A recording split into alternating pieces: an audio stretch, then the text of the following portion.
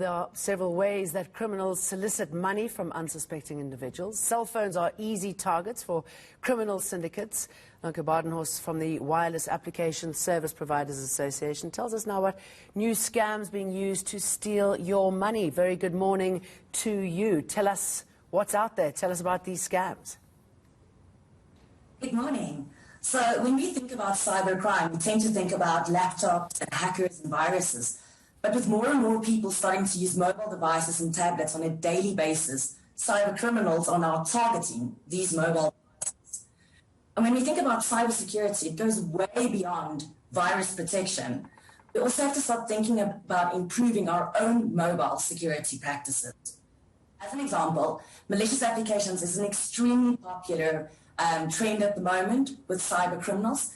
This is where consumers go to app stores and download applications. It usually asks you for a couple of permissions. And consumers, without even thinking, don't even scrutinize this and just allow it. This inadvertently gives some of these cyber criminals, or could potentially give them, access to your device, which could then lead to unauthorized transactions and unauthorized billings.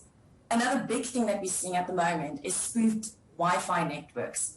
With more people working remotely or from home, or working from public spaces, they tend to use public internet access, but they don't properly check this and to check if it's secure, and unwillingly and unwittingly give these cyber criminals, if it's been spoofed, access to their passwords and their usernames, which could also lead to them having access not only to your personal data, but also to that of your company, which you are working for if you're using company property.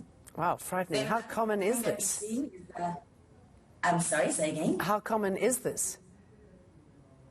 It's actually way more common than people think. If you think about how many times you arrive at an airport and you just go, I'm quickly going to connect to the free airport Wi-Fi, and people just fill in their details and they go happily along. And most of the times, these Wi-Fi networks are spoofed. That's why it's open. So consumers need to be very careful when they connect to these public domains.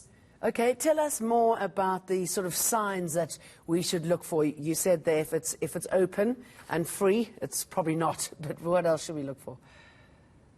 A big sign usually is when they ask you to create an account before you can actually access this Wi-Fi, when it usually says, create a free account and then you'll have an hour's access, and it asks you to create a username and a password. It's usually a very big sign. Consumers tend to use the same username and password across many of their accounts, and then they've got access. So it's very important for consumers, if they do use these public space internet access points, to secure their device by using a unique username and password each time. All right, and these apps that you were talking about, how do you know that it's a dodgy app? Well, usually the first rule of law here we would say is always go to an official app store and don't go to unknown third-party app stores. Secondly, check if the app has been verified. It's quite important.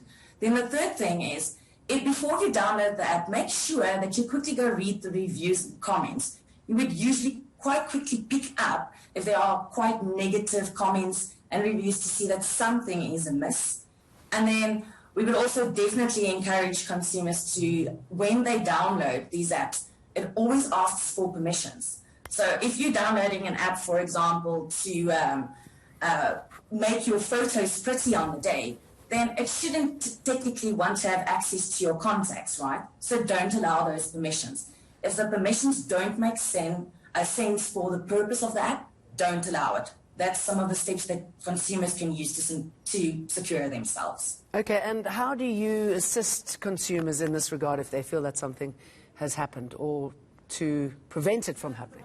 Application service provider is a regulatory body within the mobile value-added services space.